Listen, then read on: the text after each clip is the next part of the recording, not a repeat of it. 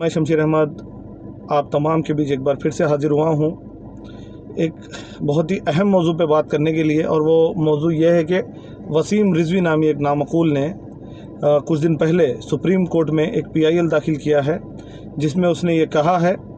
اور یہ الزام لگایا ہے کہ قرآن میں 26 آیتیں ایسی ہیں جو کہ آتنکواد کو، ٹیررزم کو بڑھاوا دیتی ہیں، اور جسے خلفائے راشدین وقت کے خلیفہ جو تھے، الحمدللہ صحاباؤں کی پیر کی دھول تک آج کے دور میں کوئی موجود نہیں ہے، اور نہ ہی کوئی سوچ سکتا ہے ان کے پیر کے ناخن کے برابر ہونا بھی۔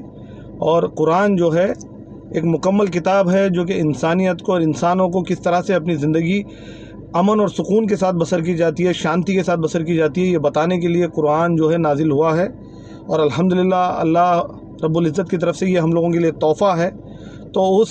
جانور وسیم رضوی نے یہ بے بنیاد الزام لگایا ہے کہ قرآن میں جو 26 آیتیں ہیں وہ آیتیں دہشت گرد کو بڑھاوا دیتی ہیں، یا پھر جن سے لوگ دہشت گردی میں مبتلا ہوتے جا رہے ہیں، اور یہ وقت کے خلیفاؤں نے اس میں ڈالی ہے۔ تو یہ بہت ہی غلط بات ہے۔ اگر کسی کو اس کی بات سے اطمینان ہے، یا پھر اس کی بات پہ یقین ہے، یا پھر اس کی بات سے کوئی سہمت ہے، تو میں میرے ان غیر مسلمان بھائیوں کے لیے بھائیوں تک یہ بات پہنچانے غیر مسلمان بھائیوں تک یہ بات پہنچانے آیا ہوں کہ اگر آپ اس کی بات سے، وسیم رضوی اس جانور کی بات سے اگر سہمت ہیں، یا اگر آپ یہ سوچتے ہیں کہ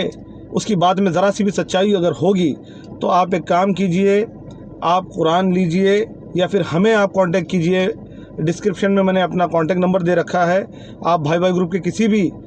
شخص سے آپ کانٹیکٹ کیجئے، انشاءاللہ تعالی آپ ہندوستان کے چاہے جس بھی کونے سے آپ ہمیں کال کریں گے، آپ تک قرآن مجید آپ تک پہنچا دی جائے گی انشاءاللہ۔ آپ جس بھی لینگویج میں اسے پڑھنا چاہتے ہیں، آپ تک قرآن مجید پہنچا دی جائے گی۔ میں آپ سے ریکویسٹ کرتا ہوں کہ آپ معنوں کے ساتھ قرآن کو پڑھیں، اور اگر آپ قرآن پڑھنے کے بعد آپ کو ایسا لگتا ہے کہ واقعی میں اس میں کچھ ایسی آیتیں ہیں جو دہشت گرد کو بڑھاوا دیتی ہیں، تو آپ اپنا فیصلہ خود کریں۔ آپ بھی اپنی طرف سے PIL داخل کر سکتے ہیں، اور انشاءاللہ تعالی ہمیں یقین ہے کہ آپ لوگ اگر قرآن پڑھیں گے تو آپ لوگ ضرور سمجھ جائیں گے کہ قرآن کس لیے اللہ تعالیٰ نے رحمت بنا کے جو قرآن کو بھیجا ہے، وہ کس لیے قرآن کو نازل کیا ہے، اور کس لیے انسانوں کے لیے یا انسانیت کے لیے قرآن ضروری ہے۔ وسیم رضوی نے جو بدگمانی کی ہے، اگر شرعی قانون ہوتا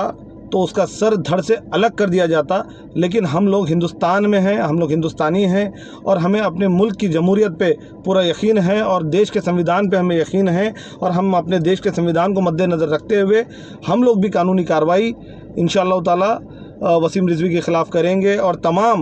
سبھی مسلک کے لوگ وسیم رضوی کے خلاف PIL داخل کر چکے ہیں، اور اس کے خلاف مقدمے بھی داخل ہو رہے ہیں۔ تو انشاءاللہ تعالی ہمیں ہمارے ملک کے جوڈیشری سسٹم پہ پورا بھروسہ ہے کہ اس پہ سخت سے سخت کارروائی ہوگی، اور اسے اس کے کیے کی سزا ملے گی۔ مگر میں پھر ایک بار آپ لوگوں سے کہنا چاہتا ہوں کہ اگر آپ لوگ قرآن پڑھنا چاہتے ہیں، یا پھر آپ دیکھنا چاہتے ہیں کہ اس کی باتوں میں کتنی سچائی ہے، تو میں آپ سے ریکویسٹ کرتا ہوں، ہاتھ جوڑ کر ریکویسٹ کرتا ہوں کہ آپ قرآن ضرور پڑھیں، اور جس بھی لینگویج میں آپ کو قرآن چاہیے تو فری آف کاسٹ ہم لوگ آپ تک قرآن پہنچا دیں گے انشاءاللہ تعالی۔ آپ ہندوستان کے کسی بھی کونے سے ہمیں کال کیجئے، ہمارے نمبر ڈسکرپشن میں دے دیے جائیں گے، آپ کال کیجئے، آپ تک قرآن پہنچا دیا جائے گا۔ ہر لینگویج میں، جو بھی لینگویج آپ کو آتی ہے اس لینگویج میں آپ کو قرآن پہنچا دیا جائے گا۔ تو میں اتنا کہہ کر ایک شعر عرض کرتے ہوئے اپنی بات کو ختم کرتا ہوں۔ ہے قول محمد قول خدا، ہے قول محمد قول خدا، فرمان نہ بدلا جائے گا، بدلے گا زمانہ اللہ کا مگر قرآن نہ بدلا جائے گا۔ السلام علیکم ورحمۃ اللہ وبرکاتہ۔